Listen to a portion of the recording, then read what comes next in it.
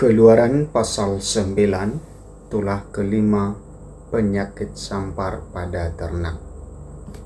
Berfirmanlah Tuhan kepada Musa, pergilah menghadap Firaun dan berbicaralah kepadanya. Beginilah firman Tuhan Allah yang orang Ibrani, biarkanlah umatku pergi supaya mereka beribadah kepadaku. Sebab jika engkau menolak membiarkan mereka pergi dan masih menahan mereka, maka ternakmu yang ada di padang, kuda, keledai, unta, lembu, sapi, dan kambing domba akan kena tulah Tuhan, yakni kena penyakit sampar yang dahsyat. Dan Tuhan akan membuat perbedaan antara ternak orang Israel dan ternak orang Mesir, sehingga tidak ada yang akan mati seekor pun dari segala ternak orang Israel. Selanjutnya Tuhan menentukan waktunya, firman-Nya, besoklah Tuhan akan melakukan hal itu di negeri ini. Dan Tuhan melakukan hal itu keesokan harinya, segala ternak orang Mesir itu mati, tetapi dari ternak orang Israel tidak ada seekor pun yang mati. Lalu Firaun menyuruh orang ke sana, dan sesungguhnya lah dari ternak orang Israel tidak ada seekor pun yang mati. Tetapi Firaun tetap berkeras hati dan tidak mau membiarkan bangsa itu pergi. Tulah keenam, Barah.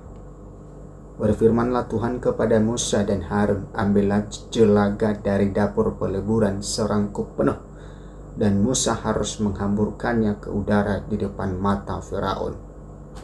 Maka jelaga itu akan menjadi debu meliputi seluruh tanah Mesir, dan akan menjadikan barah yang memecah sebagai gelembung pada manusia dan binatang di seluruh tanah Mesir. Lalu mereka mengambil jelaga dari dapur peleburan dan berdiri di depan Firaun. Kemudian Musa menghamburkannya ke udara, maka terjadilah barah yang memecah sebagai gelembung pada manusia dan binatang, sehingga ahli-ahli itu tidak dapat tetap berdiri di depan Musa karena barah-barah itu, sebab ahli-ahli itu pun juga kena barah sama seperti semua orang Mesir. Tetapi Tuhan mengeraskan hati Firaun sehingga ia tidak dengarkan mereka seperti yang telah difirmankan Tuhan kepada Musa. Tulah ketujuh, hujan es. Berfirmanlah Tuhan kepada Musa, bangunlah pagi-pagi dan berdirilah menantikan Firaun, dan katakanlah kepadanya, beginilah firman Tuhan Allah orang Ibrani, biarkanlah umatku pergi supaya mereka beribadah kepadaku. Sebab sekali ini aku akan melepaskan segala tulahku terhadap engkau sendiri, terhadap pegawai-pegawaimu, dan terhadap rakyatmu, dengan maksud supaya engkau mengetahui bahwa tidak ada yang seperti aku di seluruh bumi. Bukankah sudah lama aku dapat mengacungkan tanganku untuk membunuh engkau dan rakyatmu dengan penyakit sampar, sehingga engkau terhapus dari atas bumi? Akan tetapi inilah sebabnya aku membiarkan engkau hidup, yakni supaya memperlihatkan kepadamu kekuatanku, dan supaya namaku dimasyhurkan di seluruh bumi. Engkau masih selalu menghalangi umatku, sehingga engkau tidak membiarkan mereka pergi. Sesungguhnya besok kira-kira waktu ini aku akan menurunkan hujan es yang sangat dahsyat, seperti yang belum pernah terjadi di Mesir sejak Mesir dijadikan sampai sekarang ini.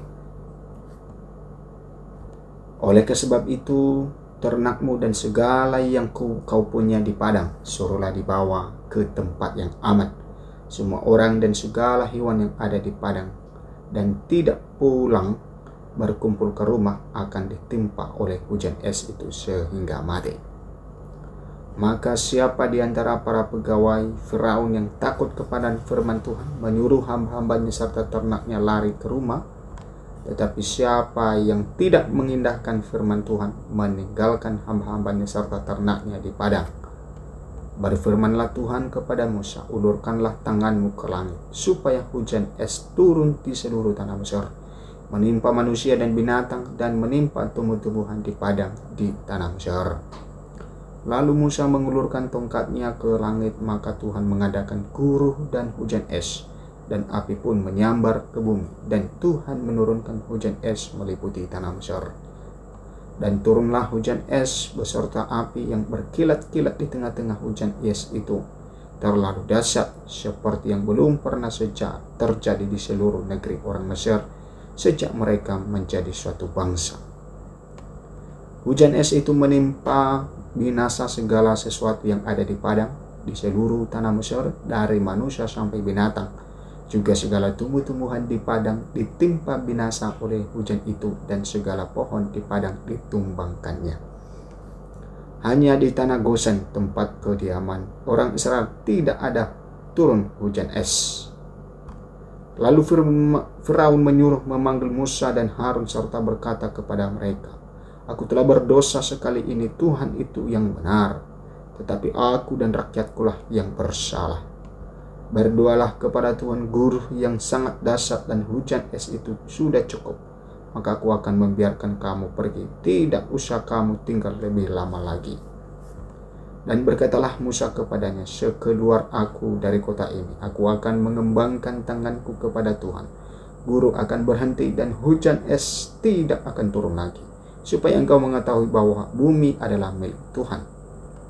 Tetapi tentang engkau dan para pegawaimu, aku tahu bahwa kamu belum takut kepada Tuhan Allah. Tanaman rami dan jelai telah tertimpa binasa, sebab jelai itu sedang berbulir dan rami itu sedang berbunga.